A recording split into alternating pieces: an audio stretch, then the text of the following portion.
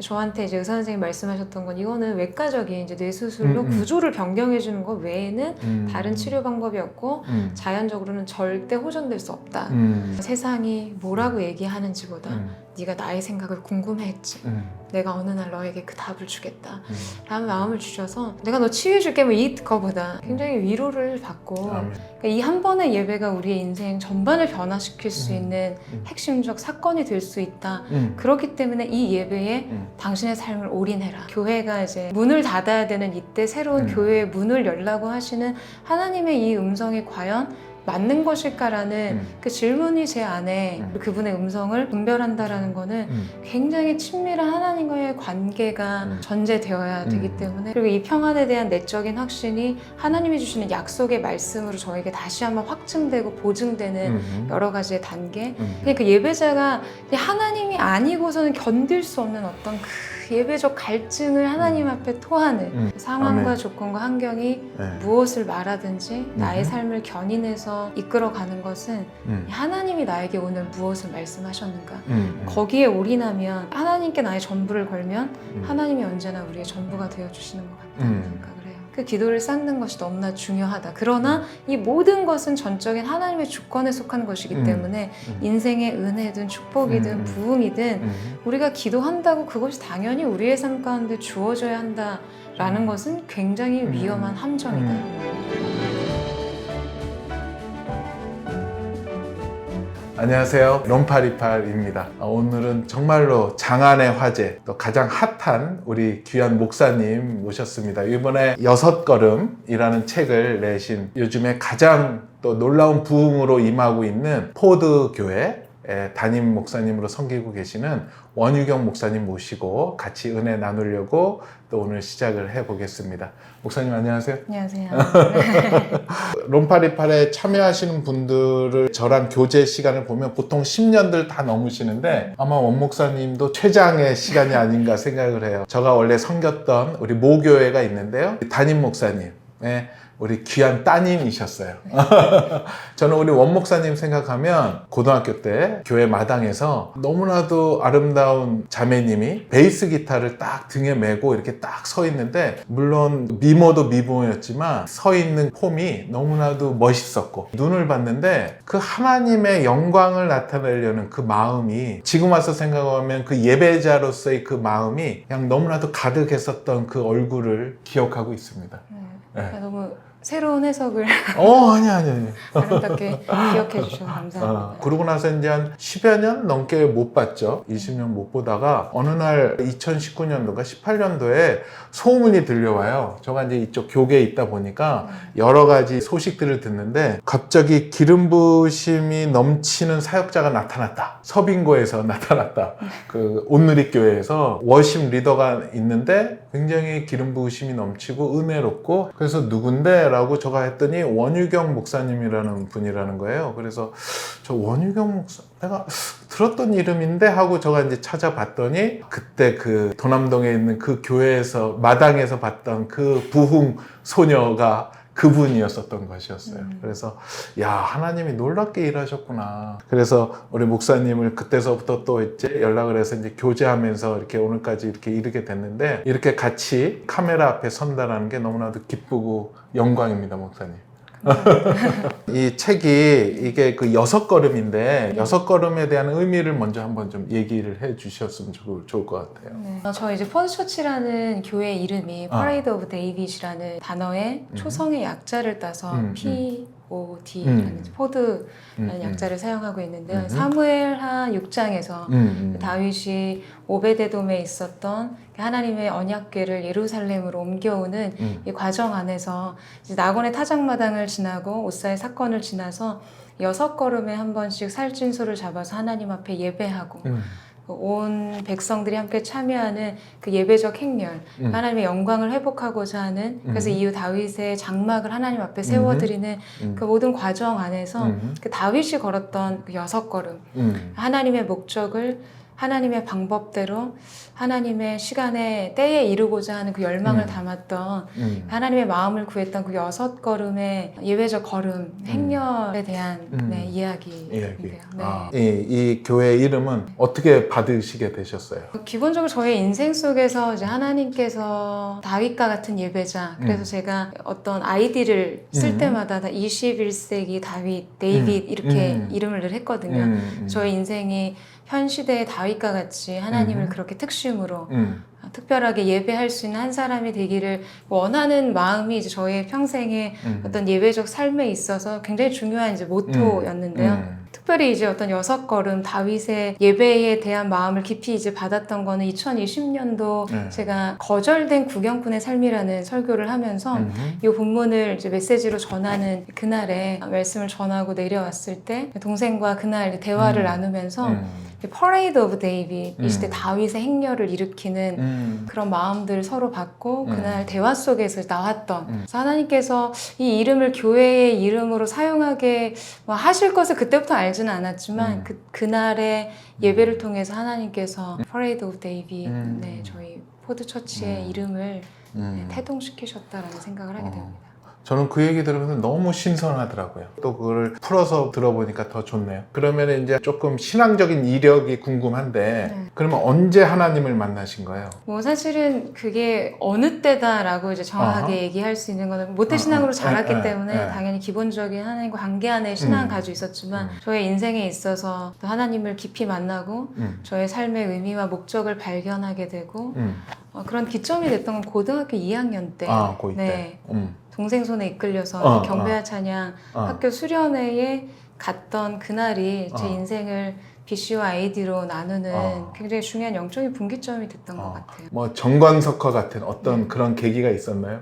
그냥 제가 이제 어린 시절부터 올해 그때까지 저의 삶 속에 가지고 있던 삶에 대한 많은 고민 그리고 어떤 갈등이라든지 고통이라든지 슬픔이라든지 그 모든 것들을 상쇄시키는 해답을 그날의 예배 속에서 이제 경험했던 결정적 계기가 되었던 것 같아요. 그게 대단히 저에게 하나님이 어떤 음성을 주셨다던가 내지는 어떤 사건이 있었다라기보다 영적인 사건이죠. 하나님의 강력한 그냥 임재가 저에게 모든 삶에 제가 가지고 있었던 문제, 질문, 그 삶에 대한 어떤 몸부림, 뭐 어린 나이라고 생각할 수 있지만 그때까지 가지고 있던 삶의 질문에 대한 총체적인 답이 하나님의 임재로부터 왔던 그래서 내가 여기에 내 삶을 걸어야겠다 라는 생각을 하게 됐던 결정적 계기가 되었습니다. 근데 아무리 그렇게 은혜가 확 들어와도 예배에 대해서 목숨을 어떻게 보면 부르심으로 받기는 쉽지가 않을 텐데 강전 정말로 크게 들어왔나 봐요. 제 개인적으로는 이제 사울이 이제 바울 되는 다메섹 도상에서 그의 그동안의 삶을 이끌었던 신념과 체계와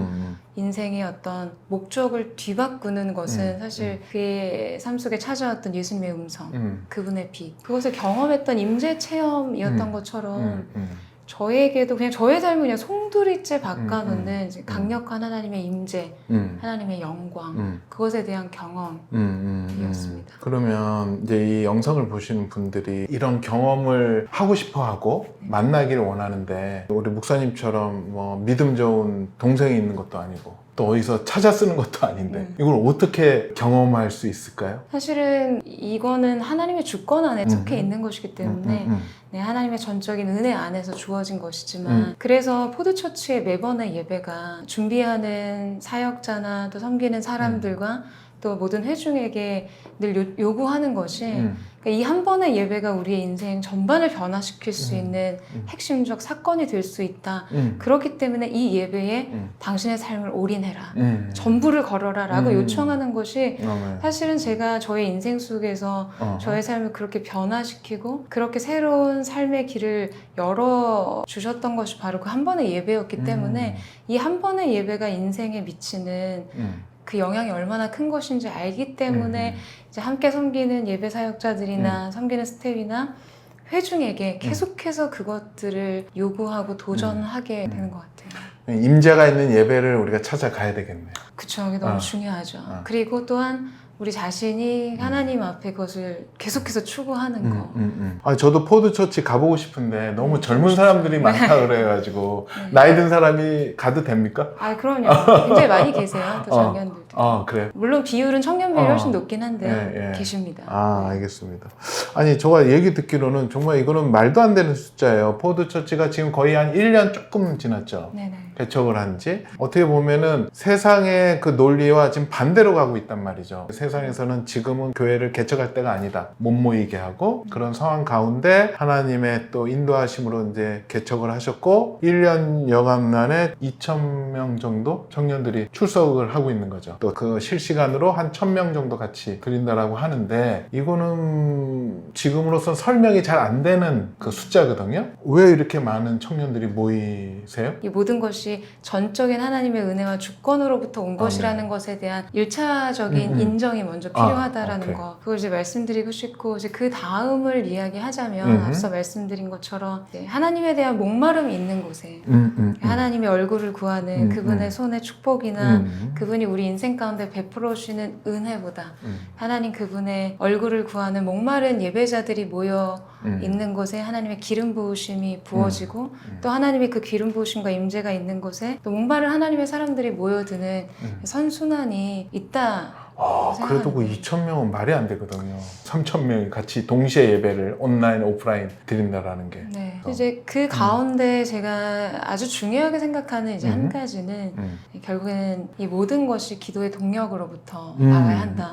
그러나 기도한다고 항상 부흥이 온다. 이것을 하나의 원리화시키는 건 굉장히 위험하다라고 그렇죠. 생각은 하지만 하나님 앞에 기도 없는 부흥은 있을 수 없기 없다. 때문에 저희가 이제 목마름을 늘 하나님 앞에 힘써 기도하는 시간들 늘 그 기도의 자리를 지키고자 했던 것들 늘 그런 이야기들 많이 하거든요. 저희 안에 이제 11조와 같이 우리의 예배 안에 예배 함께 예배하는 사람의 10분의 1은 전적인 중보자로 헌신되어 있어야 한다. 그래서 그 기도의 마중물을 통해서 하나님께서 허락하시는 이 은혜와 하나님의 일하심의 역사가 흘러넘칠 수 있기를 원하는 그걸 지키는 것이 굉장히 중요했던 것 같아요. 오케이. 그러면 이 시점에서 온누리 교회에서 청년부 이제 하시면서 이렇게 개척하기까지 그 과정을 나눠주시면 어떻게 기도했는가가 궁금해서. 제가 이제 한 해의 사역을 시작하기 전에 항상 하나님 앞에 그 다음의 사역을 어떻게 이끌어 가야 하는지 늘 이렇게 기도하거든요. 기도하면 하나님께서 표지판 같은 이정표와 같은 단어들 내지는 문장들을 주시는데 2019년도 다음 사역을 위해서 기도하는 중에 하나님께서 새로운 지도를 그리는 사람들이라는 이제 어떤 단어를 주셨어요. 그리고 기도하는 중에 동일하게 동생에게 지도 밖을 행군하라 라는 이제 어떤 음성을 주셔서 어떤 지도라는 새로운 단어가 하나님께서 2019년도 또 2020년도에 그 사이를 인도하시는 영적 표지판이 되겠다라는 마음을 주셨는데 코로나 오기 전이네요. 그렇죠. 오기 전이었죠. 그래서 우리가 그려야 된 새로운 지도란 과연 뭘까라는 질문들을 이제 하나님 앞에 드리면서 기도하는 가운데 코로나 상황이 이제 터진 거예요. 그러면서 이제 그 전에 저희가 준비했던 게 뭐냐면 콘크리트 프로젝트라고 해서 청년들 그리고 특별히 예배자들이 매일의 삶 속에 하나님의 은혜 안에서 매일의 삶을 영적인 밀도를 가지고 하나님이 주신 말씀 안에서 살아가야 하는 영적 어떤 그런 시스템들을 좀 만들었어요. 어플을 개발해서 선셋, 썬데이로 세팅해라. 그래서 매일을 주일과 같이 하나님 앞에 구별해서 사는 삶 준비를 했는데 이제 코로나 상황이 터지면서 하나님이 이때를 위해서 이러한 사역들을 미리 준비시키셨구나라는 생각들을 이제 하게 됐었죠. 그리고 이제 코로나 상황들을 지나면서 여러 가지 사역들이 많은 것들을 정말 기도하면서 준비했지만 실제 사역을 할 수 없는 상황들이 됐어요. 또 지금은 온누리 교회 청년부. 네, 오늘 교회 청년부 안에서 진행할 수 없는 상황들 안에서 약간의 어떤 상실감, 박탈감, 이제 뭘 어떻게 준비해야 하나, 과연 하나님께서 새로운 지도를 그리는 사람, 지도 밖을 행군하라고 하신 이것을 어떻게 지금의 상황 속에 구현하고 실현해야 될까라는 생각을 하면서 기도하는 중에 이제 하나님께서 교회 개척에 대한 마음, 네가 그려야 될 새로운 지도는 교회 개척, 새로운 교회다라는 마음을 주셔서 이제 기도하기 시작을 했죠. 근데 기도하는 과정 안에서 가장 힘들었던 거는 기다리는 거였던 것 같아요. 하나님의 때 그리고 하나님의 그 타이밍. 네, 그 타이밍을 찾는 시간을 기다리는 것이 저에게는 굉장히 중요한 하나님의 훈련의 시간이었고 또 하나님의 마음을 찾는 과정. 네, 것 같습니다. 네. 그때도 저 봤었죠. 그때 기도하면서. 네. 제가 이제 그 마음 받고 하면 대표님하고 그 마음 나눈 적이 있었죠. 예. 근데 그 기다림을 언제 그 하나님이 이제 그 기다리시다가 이때다라는 그것을 언제 주셨어요? 저희가 한 2,500명 이렇게 모여서 굉장히 뜨겁게 이제 예배 드리고 코로나 상황 때문에 행정명령이 이제 내려져서 뭐 최소 인원 100명, 80명 이렇게만 예배를 예약하고 모일 수 있는 그런 상황이었어요. 그래서 제가 언젠가 이제 교회 개척을 한다면 하나님께서 그동안 열심히 함께 사역했던 사역자들과도 또 이런 비전도 나누고 또 인사도 나눌 수 있는 그런 기회들을 허락하실 거라는 생각을 했었는데 기도하는 중에 가장 이제 코로나의 정점이라고 할 수 있는 두 번째 행정명령이 떨어지고 교회가 완전히 폐쇄, 온라인으로만 예배하던 그런 때였는데 기도하는 가운데 하나님께서 바로 이때라는 이제 음성을 주신 거예요. 그래서 저는 굉장히 의아했죠.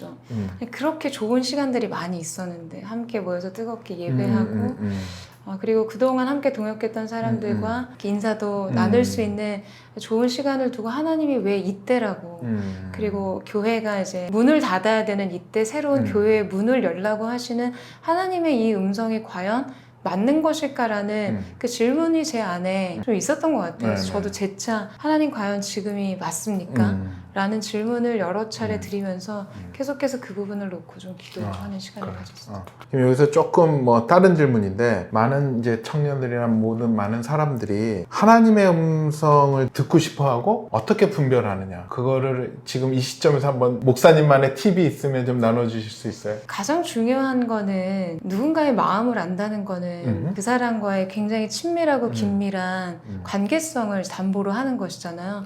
그렇기 때문에 하나님의 마음을 아는 거, 그분의 음성을 듣는다는 거, 그리고 그분의 음성을 분별한다라는 거는 굉장히 친밀한 하나님과의 관계가 전제되어야 되기 때문에 오래도록 그 관계 속에 그 관계를 기뻐하고 그 가운데 머무는 것을 기뻐하는 삶이 먼저 전제되어야 한다라고 생각하는데요. 저는 이제 계속해서 기도하면서 기도가 오래 쌓이는 거예요. 이렇게 위조 지폐 감별할 때 보면 지폐를 계속 만지면 어떤 게 틀린 건지 그만큼 감각적으로 그걸 느낀다고 하는데 저는 1차적으로 이제 기도하면서 하나님이 주시는 그 마음이 평안으로 이제 확인되는 거 그리고 이 평안에 대한 내적인 확신이 하나님이 주시는 약속의 말씀으로 저에게 다시 한번 확증되고 보증되는 여러 가지의 단계 그리고 저와 함께 기도하는 중보자들과 함께 마음을 나눴을 때 한 성령 안에서 동일한 마음들이 같은 방향성들이 확인되는지에 대한 여부들을 여러 가지 단계를 통해서 많이 확인하는 과정들을 갖습니다. 가졌어요. 저도 주위에서 보면 다들 열심히들 기도하는데 하나님의 이것이 음성인지 사인인지 그거를 구별을 또 잘 못해내더라고요. 목사님은 그거는 그냥 아까 얘기하셨던 내 안에 내적인 편안함 그걸로만 구분을 하세요? 아니면 다른 또 방법은 뭐 없을까요? 그러니까 그 내적인 평안이라는 게 이제 이사야 말씀에 너희가 기쁨으로 나아가면 평안히 인도함을 받으실 것이라 라고 말씀하셨기 때문에 저의 인생 속에 사실 많은 좋은 기회들이 있었지만 기도 가운데 그 문제를 가지고 하나님 앞에 들어갔을 때 평안이 없는 경우가 있어요. 그러니까 저의 이성적인 생각과 합리적인 판단 안에서 인간적으로 봤을 때 이것은 너무나 좋은 것인데 그 영적인 깊은 차원에 들어가서 하나님 앞에 기도했을 때 평안이 없을 때는 저는 그것은 하나님이 기뻐하시는 게 하나님이 주시는 마음은 이제 아니라는 생각을 기본적으로 가지고 있고 그다음에 중요한 건 이제 저는 말씀으로 확증을 받아야 된다. 이것에 대해서 하나님께서 어떻게 말씀을 통해서 약속하시는지 확증하시는지에 대한 확인. 그러면 항상 말씀을 봐야 되겠네요. 그럼요. 음성을 들으려면. 그러면 어떤 통독을 통해서도지만 이제 마음 안에 있었던 어떤 하나님이 주신 어떤 이전의 구절들이 떠오른다던가. 그럼 내 안에 데이터베이스가 많이 쌓여져 있어야 되겠네. 그렇죠. 그래서 이제 물덩이에서 물이 포도주가 되기 위해서 물이 채워지는 게 먼저 필요한 것처럼 많은 하나님과의 관계를 누리는 시간 그리고 많은 말씀을 축적하는 시간들이 쌓이는 것이 굉장히 중요하다고 생각합니다. 정말 중요하겠네요. 네. 그러면 개척해야 되겠다고 생각했었을 때 그 타이밍을 기다릴 때 하나님이 이제 이때다고 했을 때 그렇게 마음으로 주시고 말씀으로도 어떤 구절을 주셨어요? 하나님께서 이제 이사야 40장 말씀을 주시면서 내가 너의 앞서 가며 너의 모든 그 제일 좋은 말씀인데. 험한 길을 평탄케 하고 어. 논문을 쳐서 어. 부수고 너의 대적의 성문을 열어 닫히지 않게 하고 흑암 중에 감춰진 보화를 내게 주어 너를 부르니가 나 여호와 하나님 줄을 내가 알게 하리라. 이제 그 말씀을 이제 받았어요. 그리고 네. 왜 과연 이렇게 모든 교회가 문을 닫아야 하는 이 시기, 그리고 이제 성도들의 마음속에 이런 코로나 시기에 교회가 이렇게 모이기를 힘쓴다는 것 자체가 정서적으로 굉장히 부담이 있는 이제 사회 인식 안에 있었기 때문에 왜 이때 교회 문을 열어야 될까라는 질문을 했을 때 제가 이제 청년들에게 예배 중에 늘 그 선포를 했던 걸 하나님 떠오르게 하셨어요. 재난 중에라도 부흥을 외치는 자가 되라. 네, 생존을 넘어 부흥을 위해 사는 삶에 대해서 청년들을 도전했었는데 하나님께서 이 시대 가운데 재난 중에도 부흥을 외치는 자, 그 외치는 자의 소리를 하나님께서 찾으시는구나 라는 이제 생각을 하게 됐고 또 이사야 말씀을 통해서 확증을 또 주셨죠. 대표님께서 제가 네. 기도 제목 나눴을 때 네. 동일하게 이 말씀을 저에게 그렇죠. 보내셨던 맞죠. 기억이 그랬습니다. 그 말씀이셨죠.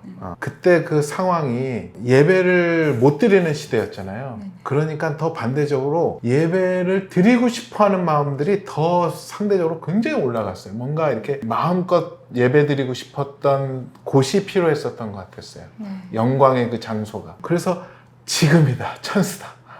저는 그런 생각이 있었고, 물론 이제 하나님이 그 말씀을 주시면서 이제 목사님을 놓고 기도할 때나 또 이제 이쪽에서 많은 목사님들을 뵐 때마다 그러니까 하나님이 기름 부으시면 누구도 말릴 자가 없고 누구도 막을 자가 없다라는 걸 저는 한 30년을 통해서 항상 봐왔기 때문에. 근데 그때는 목사님이 지금도 그렇지만 하나님께서 기름 붓고 계셨고 무엇이든지 할 수 있었고 그런 시기였었던 것 같아요. 근데 본인은 잘 인지를 못할 수 있었겠지만 저는 이제 제 3자적인 입장에서 봤을 때는 야, 저건 하면은 무조건이다. 내가 이제 막 그렇게 막 바람을 넣으면서 저도 뒤돌아서서 막 기도했어요. 이것도 잘못해서 제가 잘못 분별해서 이건 목사님을 이상하게 만드는 거 아닌가 해서 하나님 이러시면 안 됩니다. 막 이러면서 기도 열심히 했습니다. 지금도. 근데 그때 이제 대표님께서 감사했던 거는 그런 믿음의 시선을 가진 사람과의 교제는 언제나 그 내적인 하나님이 주시는 그 동기와 본질을 깨워 일으킨다는 생각이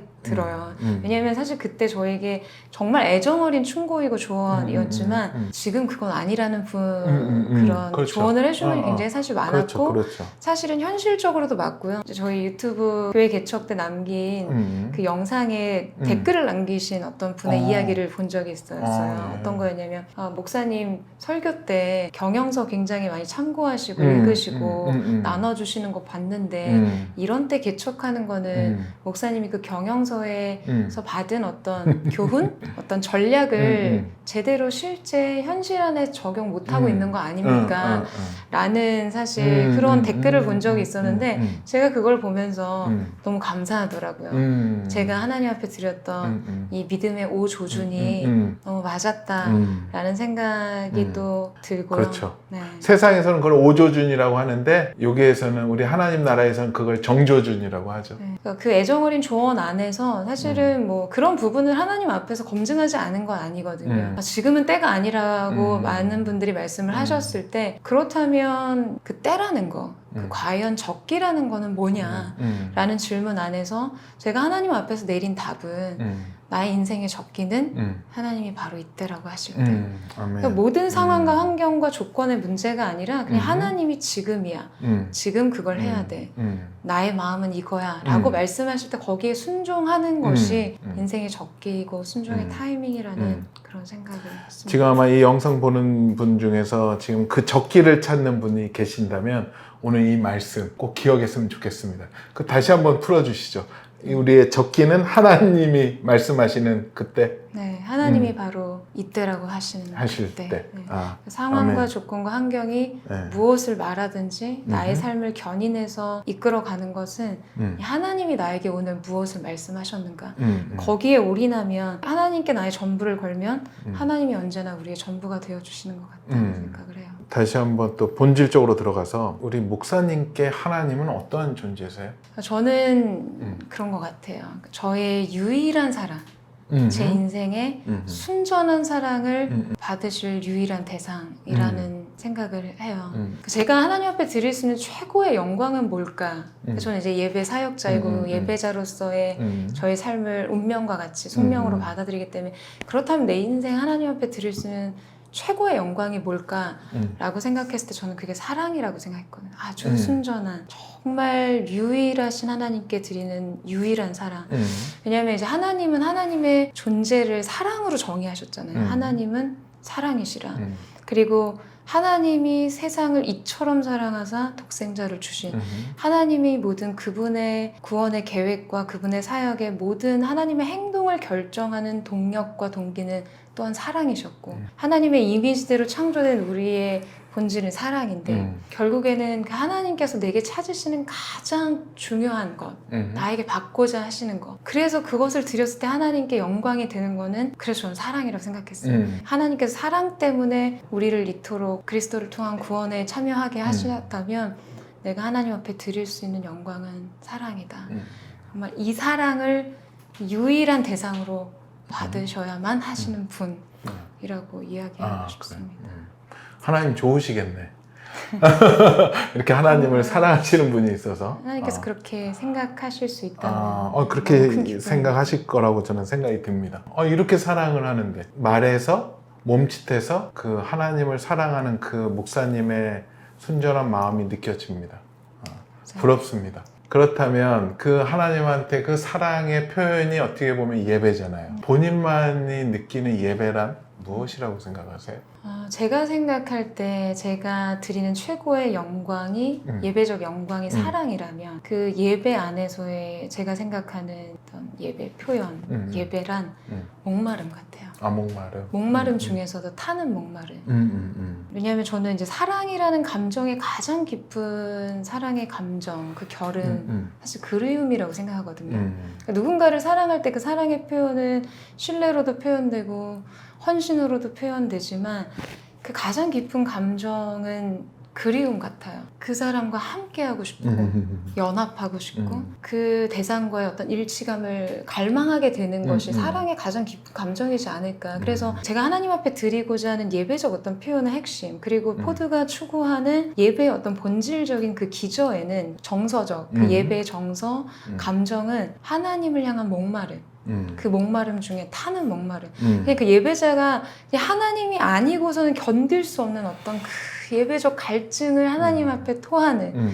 제가 책에서도 참 썼지만 시편의 말씀에 그 시내를 찾는 시냇물을 찾는 그 사슴의 목마름은 사실 죽을 것만 같은 자신의 갈증을 해결하는 하나의 방법이었고 또 하나 사슴에게 시냇물은 정말 생존의 위험으로부터의 생존을 보호하는 기능이었어요. 그러니까 맹수들이 사슴을 쫓아갈 때 이제 호랑이과 뭐 이렇게 사자들은 물을 싫어하기 때문에 이제 사슴이 물에 들어가면 추격을 그만두거든요. 그렇기 때문에 사슴이 시냇물을 찾는 이 타는 마음은 사실 그냥 감상적인 하나의 그냥 고백이 아니라 정말 이 죽음과 삶의 기로에서 생명을 선택하는 무엇과 비교할 수 없는 걸음이었던 것처럼 우리는 하나님을 예배할 때 그 마음으로 내 인생 속에 그 하나님을 향한 견딜 수 없는 목마름, 그리움을 담고 유일한 생명이 그분에게 있다. 그래서 그분에게 달려가는 걸음, 이것이 우리의 예배다.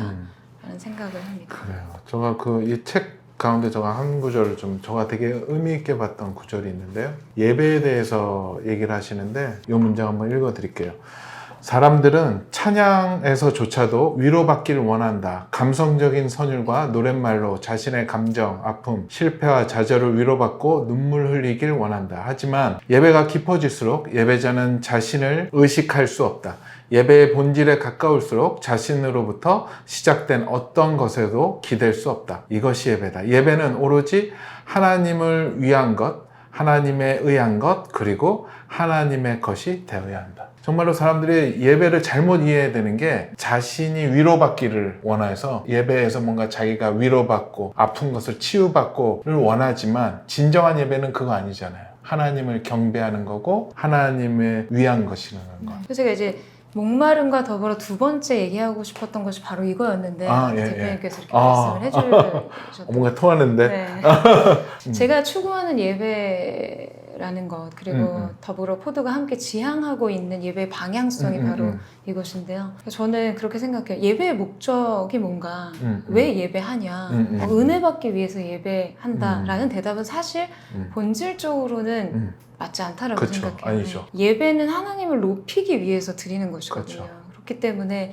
우리가 받을 은혜에 주목하는 것도 아닌 하나님이 받으셔야만 하는 영광에 주목하는 것이 예배이고 그냥 그 하나님의 영광의 추구, 하나님의 임재를 추구하며 나아갈 때 그 하나님의 보좌를 추구하고 하나님 앞에 하나님이 받으셔야 되는 영광의 초점을 맞추면 너무나 자연스럽게 우리의 인생은 하나님의 임재로부터 흘러오는 은혜를 누릴 수밖에 없거든요. 그러니까 이거는 필연적인 영적인 원리이고 선순환이기 때문에 우리 삶 속에서 이 예배의 목적을 정말 잘 정조준하고 설정하는 것이 너무나 중요하다. 제가 이렇게 많은 교회들 안타깝게 보는 게 뭐냐면 예배의 본질을 잘못 이해하고 또 그것을 잊어버려서 이게 자꾸만 주어가 바뀌는 것 같아요. 우리가 하나님을 향한 하나님께 올려드려야 될 예배를 우리가 받고 우리가 해결하고 우리가 위로받고 그런 거에서 아마 이 포드 처치의 그 예배가 살아있고 기름 부으심이 넘치고 거기에 또 젊은 친구들이 또 모여들고 하는 거에는 어떻게 보면은 그런 게 있지 않을까.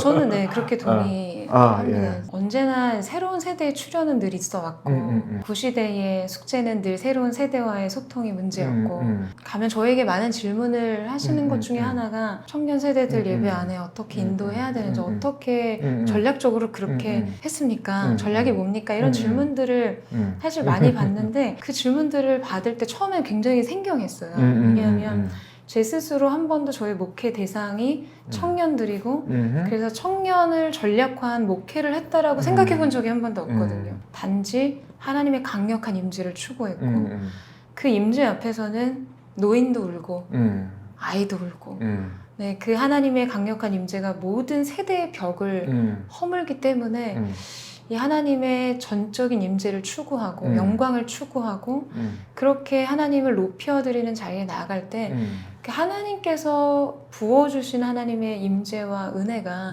전 세대를 통합시키는 네, 모든 막힌 담을 허물게 하시고 하나 되게 맞아요. 하시는 은혜가 맞아요. 그 얘기를 이 책에도 쓰셨는데 그거 제가 되게 동감했고 청년이라는 이미지가 나이대를 얘기하는 청년이 아닌 그런 하나님의 은혜를 사모하는 신선함을 사모하는 그 모든 그런 마음을 청년으로 그게 말씀하시는 것 같더라고요. 네, 이제 시편에도 새벽 이슬 같은 주의 청년들이라고 했을 때 하나님 앞에 살아있는 마음을 깨어있는 마음을 드리는 네, 청년 세대라고 그렇죠. 생각합니다.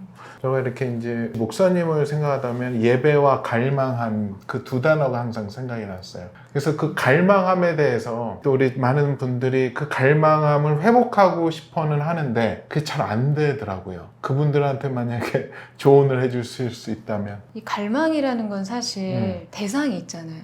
무엇에 대한 갈망인가?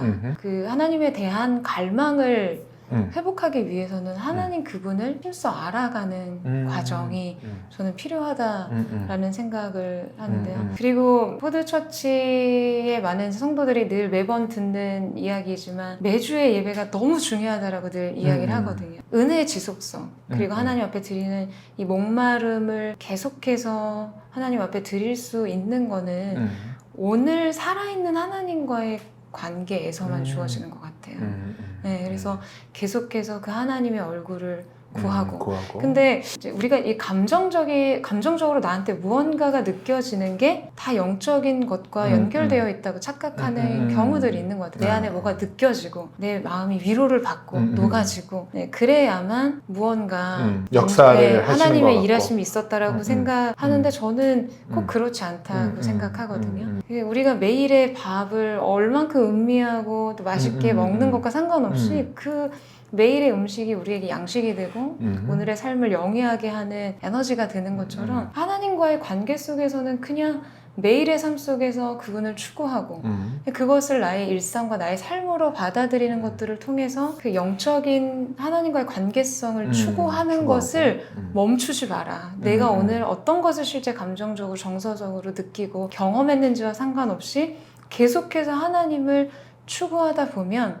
하나님께서 매일 드려지는 하나님 앞에 드려지는 기도와 또 예배의 마중물을 통해서 펌프질해서 그 영혼 내부로부터 뿜어 일으키게 하시는 그 은혜의 샘물이 터지게 하신다고 생각해요. 그리고 예배를 얘기하면서 포드처치만의 독특함이 책에도 있었지만 예배 장인? 그거에 대해서 한번 좀 나눠주시죠. 그래서 예배 장인이라는 개념은 이제 동생이 포드처치 이제 아트 디렉터, 크리에이티브 디렉터를 좀 맡고 있는데요. 저하고 이제 올해 예배 사역들 같이 하면서 예배 안에서 예배 예술이라는 어떤 그 개념을 제 안에 넣어준, 그러니까 느헤미야의 동생이 느헤미야에게 하나님의 비전을 귓가에 넣어준 것처럼 그런 마음들을 저에게 좀 불어 넣어줬어요. 그런 영감들을 불어 넣어줬고 뭔가 하나님 앞에 드리는 것, 최고의 하나님께 최고의 것을 드릴 수 있는 예배 예술, 그래서 많은 기능인들 또 예배 예술가들이 하나님 앞에 자기 기능으로 헌신할 수 있게 하는 하나의 구조와 시스템을 만드는 것, 그것을 하나님께서 이렇게 마음에 주셔서 포드처치 안에서 그 일들을 계속해서 구현해 나가고 있고요. 또 하나 이 장인이라는 개념은 이제 포드처치가 이제 6걸음을 지향하고 있는 것처럼 장인 정신을 가지고 하나님 앞에 아주 사소한 것이라 할지라도 최고의 정성과 최고의 헌신을 하나님 앞에 부어드려서 그런 것들을 하나님 앞에 최고의 것을 올려드리자라는 이 두 개의 또 중의적인 어떤 개념들이 같이 녹아져 있습니다. 그러면 이제 기도의 영역을 한번 좀 질문해 보고 싶어요. 목사님은 기도를 어떻게 하세요? 기도의 정의부터 얘기를 해야 될까? 저는 기도란 우리 존재의 방식이다. 그러니까 제가 존재하는 방식이 바로 기도로 존재해야 된다라는 이야기를 하고 싶고요. 또 기도의 호흡과 같이 하나님 앞에. 그리고 저는 이제 기도가 쌓이지 않는 삶이 가장 두려워요. 그러니까 지금의 시간은 이전에 내가 하나님 앞에 드렸던 축적된 기도의 열매다라는 의식을 가지고 있거든요. 그리고 지금은 또한 앞으로 행하실 하나님의 일들에 대해서 하나님의 기적의 재료를 예비하는 시간이다. 그래서 기도가 없는 오늘이 저를 가장 불안하게 만들고 두렵게 만들고요. 기도가 없는 오늘이 미래가 없는 거네. 그렇죠. 저에게는 그런 네, 찾아 먹을 의미죠. 게 없네. 없죠. 그리고 그걸 기대하지 말라고들 얘기해요. 저희 성도들에게 아니 기도하지 않고 기도가 없이는 이런 유가 나갈 수 없다고 예수님 말씀하셨는데 왜 기도라는 인풋을 넣지 않고 이런 것을 얻고 싶다는 아웃풋을 하나님 앞에 기대하냐. 그러면 잘못되면 기도 공로주의가 돼서 네. 은혜라는 단어가 또 사라지잖아. 근데 앞서 말씀드린 것처럼 이것은 그저 나의 존재 방식이다. 하나님 앞에 하나의 호흡으로 그분을 누리는 시간. 예배 안에 기도가 있고 기도 안에 또 예배가 있듯이 하나의 제가 삶을 살아가는 방식이지만 중요한 것은 하나님 앞에 그 기도를 쌓는 것이 너무나 중요하다. 그러나 이 모든 것은 전적인 하나님의 주권에 속한 것이기 때문에 인생의 은혜든 축복이든 부흥이든 우리가 기도한다고 그것이 당연히 우리의 삶 가운데 주어져야 한다라는 것은 굉장히 위험한 함정이다. 하지만 그거는 그렇지만 내가 해야 될 영역에서는 하나님께 기도로. 왜냐하면 하나님께서 이제 에스겔 말씀에서도 나는 분명 너에게 이 일을 행할 것이지만 너는 내게 나와 기도해야 할 것이다 라고 말씀하셨거든요. 그러니까 하나님께서 어떠한 일을 행하셨을 때 하나님이 그 일을 행하시는 방식을 하나 결정하셨는데 그것이 바로 하나님의 사람들의 기도를 통해 일할 것이다 라는 하나님의 뜻을 우리에게 나타나셨기 때문에 하나님이 그 일을 실제 어떻게 하실 것인지는 하나님께 속한 것이지만 하나님이 일하실 수 있는 환경의 토대를 마련하는 것은 기도로서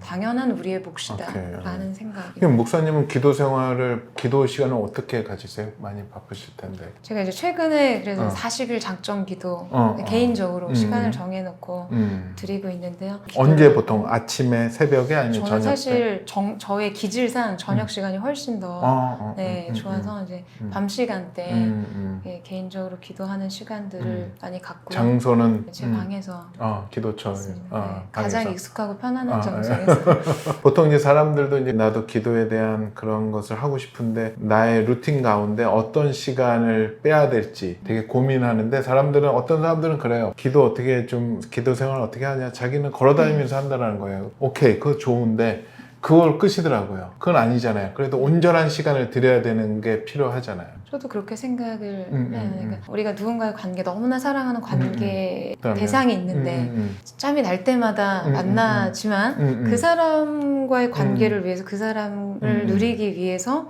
시간을 구별해서 네, 그 시간을 갖는다는 거는 너무나 당연한 것이고 그것이 그 관계와 대상을 존중하는 하나의 표현이라고 생각해서 그렇죠. 네. 근데 이제 여기서 잠깐 좀 개인적인 질문을 두 가지 정도 있는데, 아니 왜냐면 우리 이제 목사님 오신다고 해서 그 PD가 원유경 검색을 했더니 연관 검색어가 원유경 남편으로 나와요. 그래가지고 이거에 대해서 한번 얘기를 하고 정확히 선을 긋고 가야 되겠다라는 생각을 합니다. 네, 저에게도 물론 남편이 있습니다. 신랑 대신 예수님을 남편으로 삼아. 아멘.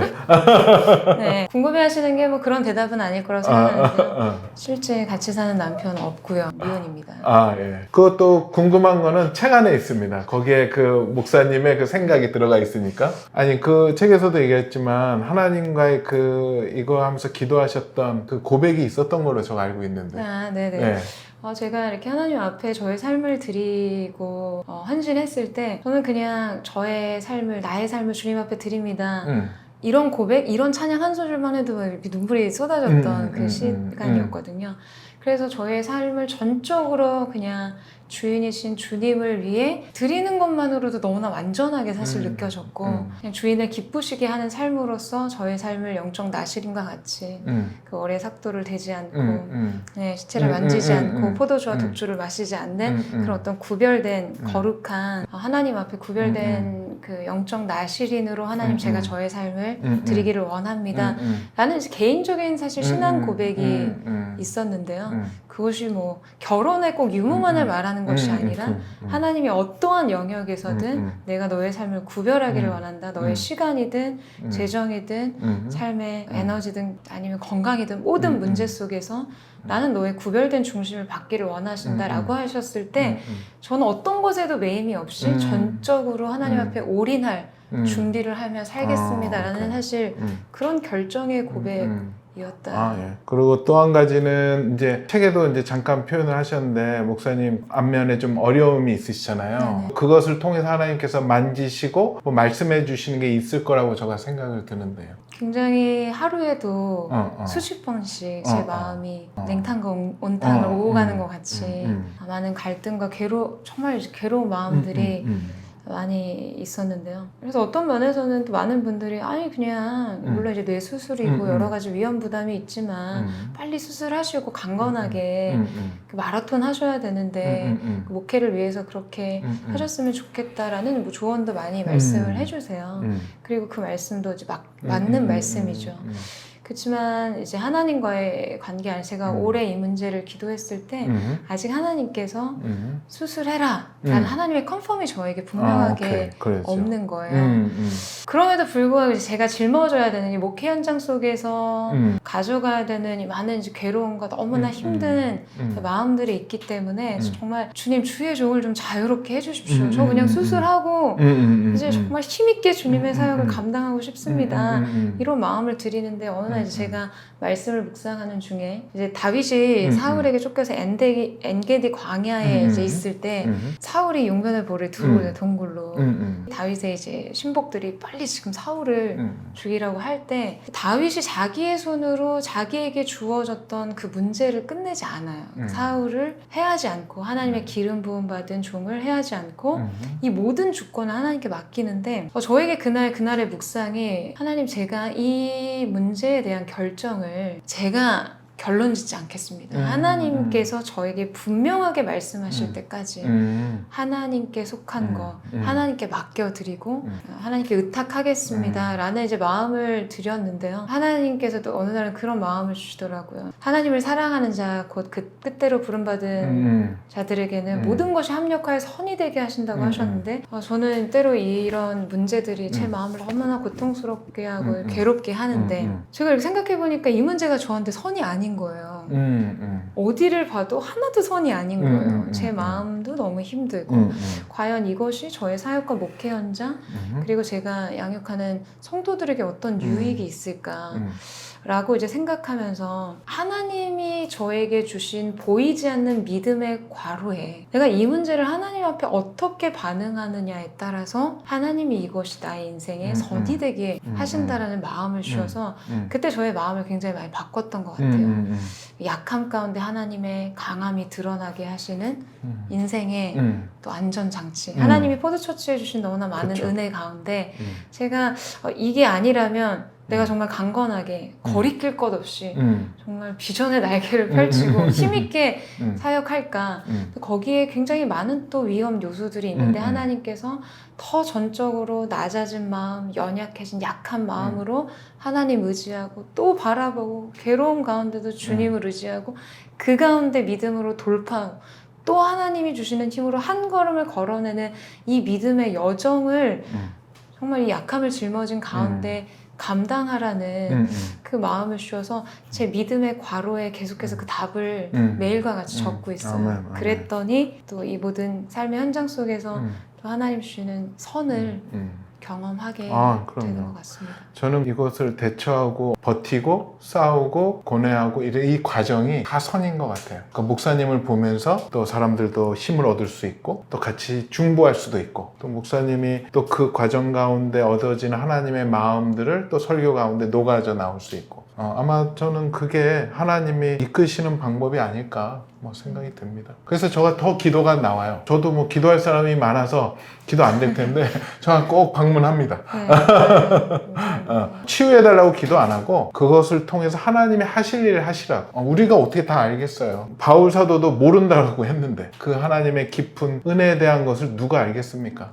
그래서 정말 저도 이 과정 속에서 내가 정말 오직 하나님에 대해서만 줄인 자, 목마른 자, 배고픈 자 그리고 하나님에 대해서 배부른 자가 되게 하시기 위해서 그런 과정들이 저에게 너무 유익하다라는 생각은 늘 하게 되는 것 같아요. 저도 이번에 이제 40일 작정 개인적인 기도지만 하면서 제가 하나님 앞에 이 질병을 처음 이제 진단받았을 때 드렸던 질문을 다시 떠오르게 하시더라고요. 저한테 이제 의사 선생님이 말씀하셨던 건 이거는 외과적인 이제 뇌수술로 구조를 변경해 주는 것 외에는 다른 치료 방법이 없고 자연적으로는 절대 호전될 수 없다.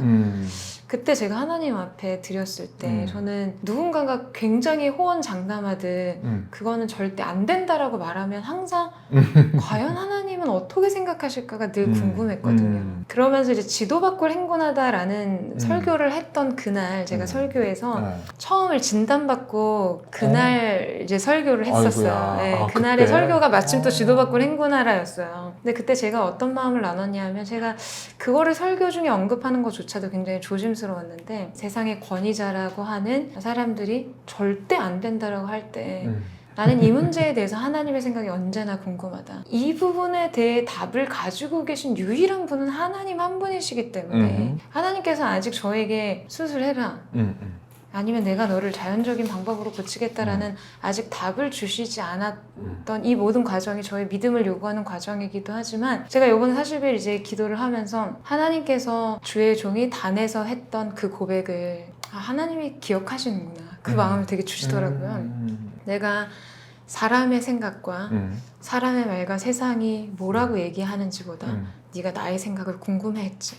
내가 어느 날 너에게 그 답을 주겠다. 라는 마음을 주셔서 제가 내가 너 치유해줄게 이거보다 하나님께서 내가 하나님 앞에 드렸던 마음과 그 중심을 하나님 언제나 기억하시는구나 라는 것에 대해서 굉장히 위로를 받고 너무 감사했어요. 네. 휴지 좀 주세요. 하나님이 아직 만져주시지 않는 분들에게는 굉장히 큰 위로가 되고 또 희망이 되고 또 그렇게 살아가는 또 우리 목사님이 있으니까 같이 또 응원할 수 있게 되고 막 그러지 않을까 생각이 들어요. 저희 리더십이나 청년들도 그런 질문들 이런 거 어떻게 해야 돼요? 이럴 땐 어떻게 해야 되는 질문 굉장히 많이 받는데 제가 지난주 주일에도 저희 리더십에게 그런 얘기를 했거든요. 너만의 답을 찾아라. 그러니까 하나님과 너의 관계 속에서 너만의 이야기, 너의 삶의 스토리를 써야 된다. 그것이 바로 믿음의 여정이다. 그러니까 누군가의 이야기를 통해서 그걸 내 인생의 답에 적고자 하지 말고 삶의 인생의 질문이 떠올랐을 때 그걸 하나님 앞에서 씨름하라고. 그러니까 하나님이 모든 사람에게 동일한 방법으로 다가가시거나 일하시지 않거든요. 예수님이 똑같이 눈먼 자에게 다가가셨을 때 누구에게는 진흙으로 눈을 이기시고 누구에게는 제사장에게 가서 보이라고 말씀하시고 말씀 즉시로 눈을 뜨게 하실 수도 있었지만 그의 삶의 스토리 안에 그에게 정말 필요한 삶의 터치를 이제 주시는 것처럼 그러니까 나의 이야기를 너무 너의 삶에 적용하려고 하지 말고 너의 문제를 하나님께 가져가서 하나님과 너만의 인생 여정, 믿음의 이야기를 써라. 저도 저만의 이야기를, 저 하나님과의 이야기를 써내려가고 있는 아멘. 중이라고 생각합니다. 네. 그 하나님을 향한 그 사랑이 있고 갈망함이 있는 우리 목사님에게 하나님이 어느 날 나타나셔서 너는 누구냐? 라고 질문하시면 뭐라고 얘기하실 수 있으실 것 같으세요? 저는 주님의 종입니다. 라고 대답할 것 같아요. 제가 이제 목사 안수 받은 날, 그날 저의 가슴을 너무 이렇게 가슴 뛰고 너무 가슴 벅차게 하고 저의 마음을 정말 낮은 곳에 포복하게 했던 그 개념이 이 종이라는 개념이었거든요. 저는 하나님 앞에 예배자로 예배 사역자로 저의 삶을 드렸지만 저의 근본적으로 제가 하나님 앞에 가지고 있는 저의 의식은 주님의 종, 더욱이 무익한 종인 것 같아요. 그러면은 결국 하나님께 그렇게 예배드리고 나아가는 때 있어서 결국 목사님이 최종적으로 본질적으로 나타내고자 하는 것은 무엇일까요? 하나님의 영광이죠. 그리고 저의 삶 속에서 제가 최근에 기도하면서도 이제 그런 기도를 했는데 저는 하나님께서 하신 일들 속에 제 자신이 조금이라도 나타내는 것을 인생의 가장 큰 부끄러움으로 여기는 사람이 되게 해달라 하는 이제 기도의 고백을 하나님 앞에 기도 노트로 썼는데 정말 전적으로 하나님의 영광을 나타내는 그리고 이 시대 가운데 이제 오염된 영광이라는 단어. 그래서 사람들은 이제 경험적으로 세상 속에서 최근에 어떤 뭐 드라마 제목도 영광이더라고요. The Glory. 여러 가지 삶의 상황 속에서 하나님께 속하여야만 하는 거룩이라는 단어, 영광이라는 단어가 너무 세상의 언어들로 오염되어 있어서 우리가 하나님의 영광을 선제적으로 먼저 온전하게 경험하지 않으면 오염된 다른 세상적인 것들을 통해서 하나님의 영광을 해석하게 되고 이제 바라보게 되는데 저는 그래서 다음 세대를 양육할 때도 선제적으로 그들에게 이 하나님의 영광이 무엇인지를 경험하게 하는 거. 하나님의 거룩에 대한 경험들을 먼저 그들에게 선제적으로 세상이 선점하기 전에 그 오염된 단어로 그들이 그것을 이해하기 전에 그것을 가르쳐야 된다고 생각하거든요. 그래서 저의 삶 전반에 그리고 포드처치가 궁극적으로 드러내고자 하는 한 가지의 목표와 목적이 있다면 그것은 하나님의 영광이다라고 생각합니다. 이 책 6걸음을 어떤 사람들이 봤으면 좋겠고 본 사람들은 또 어떤 거를 꼭 가져갔으면 좋겠다라는 마음이 있으세요? 다 보셨으면 좋겠습니다.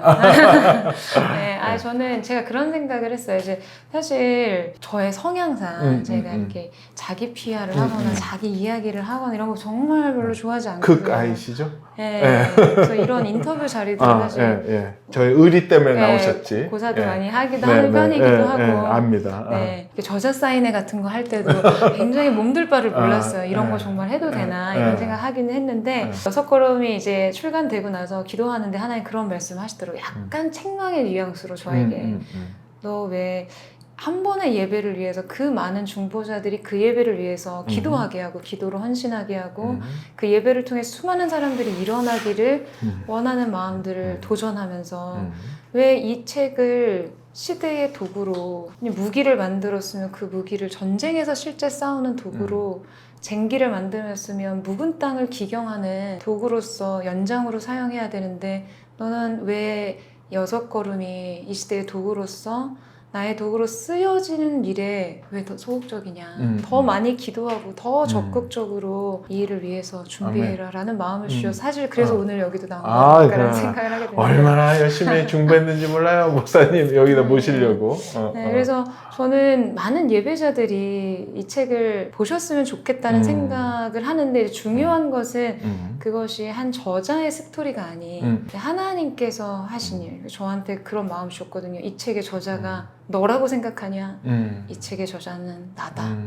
나의 이야기를 나누는 거다라는 마음 주셔서 책을 보실 때 특별히 많은 예배자들이 이 책을 좀 보시고 개인적으로는 하나님이 6걸음이 우리 시대의 표가 되게 해주시고 그렇게 기도하고 있습니다. 그래서 모든 예배자들이 기꺼이 자기 인생에서 최고의 영광을 받으신 하나님 앞에 최선의 6걸음을 걸어낼 수 있는 음. 시대적인 예배. 그래서 다윗의 장막이 24시간 365일 예배가 한 38년이라는 시간 전 시대의 세대의 동의하에서 드려진 것처럼 저는 좀 우리의 세대 시대가 이 다윗의 장막을 하나님이 꿈꾸시는 그 예배를 회복하는 이 6걸음 다윗의 행렬에 마음을 함께 동참하는 그런 은혜가 있었으면 아멘, 좋겠습니다. 아멘. 저는 이 책을 내면서 저도 그렇게 기도하고 있어요. 저는 하나님의 영광이라는 마음을 주셨어요. 하나님은 이 시대를 향해서 하나님 영광 받고 싶어 하시는 것 같았어요. 제가 받은 마음은. 하나님은 그렇게 영광 받기를 원하시는데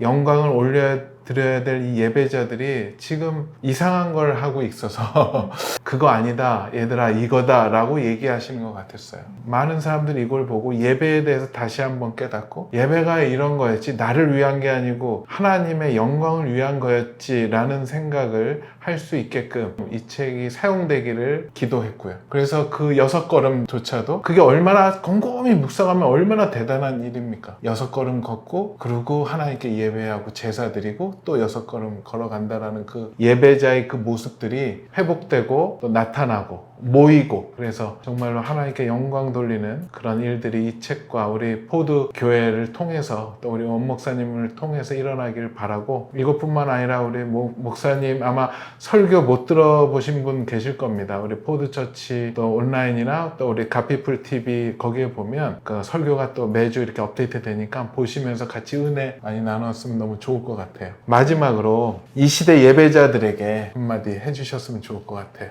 저는 이 시대 예배자들이 정말 전심을 지나 특심으로 정말 순전하게 하나님을 사랑하는 그런 예배자들로 일어나기를 갈망합니다. 그래 오늘 너무 감사하고요. 저희가 이제 마무리하면서 항상 기도합니다. 이제 기도해 주실 때 특별히 마음 가는 영역이 있으면 또 사람이 있으면 그분들 위해서 같이 기도하고 마쳤으면 좋겠습니다. 네, 기도하겠습니다. 네. 사랑하는 주님 감사합니다. 하나님께서 연약한 우리의 인생을 영광스러운 예배자의 자리로 불러주시고 하나님을 높이는 은혜와 축복과 특권의 자리로 세워주시니 감사합니다. 오늘 이 시간 하나님 곳곳에 있는 하나님이 찾으시는 이 시대 예배자 한 사람 한 사람의 마음속에 하나님의 영광을 향한 불붙은 마음들이 부어질 수 있도록 인도하여 주시고 다윗의 6걸음을 함께 걸으며 이 시대 다윗의 장막을 재건하는 거룩한 예배자들로 주님 앞에 세워지는 놀라운 은혜의 역사가 나타날 수 있도록 주님 함께하여 주시기를 원합니다. 하나님을 향한 하는 목마름으로 오직 하나님 한 분을 높여드리기를 원하는 그 순전한 사랑의 마음으로 주님 앞에 나오게 하시고 하나님 이 시대 가운데 그래서 하나님께서 하시고자 하시는 하나님이 우리를 통해 일으키고자 하시는 교회의 부흥과 수많은 영혼들이 주께로 돌이켜 돌아오는 일이 일어날 수 있도록 주님 함께 하시고 기름 부어 주시옵소서. 하나님께서 정말 이 시대 예배자들을 깨워 일으키기를 원하심을 믿습니다. 한 사람 한 사람의 인생 속에 거룩하신 성령의 불로 임재하여 주시고 거룩하신 성령의 충만한 기름 부으심으로 기름 부으셔서 우리의 시대와 한국교회와 또 민족과 열방 가운데 하나님께서 행하시는 위대하신 일들이 나타날 수 있도록 축복하시고 함께하여 주시옵소서. 오늘 이 시간 함께하는 또 많은 분들 가운데 그들의 인생에 또 저마다의 아픔과 또 저마다의 삶의 이야기 속에 우리 주님께서 답이 되어주시고 주님 앞에 기도하며 간구할 때마다 그들의 길이 되어주시고 문이 되어주시는 주님의 놀라우신 은혜 또한 부어주는 귀한 역사가 있게 하여 주옵소서. 그렇게 행하실 주님의 이름을 찬양하며 감사드리며 살아계신 예수님의 이름으로 기도드립니다. 아멘. 아멘.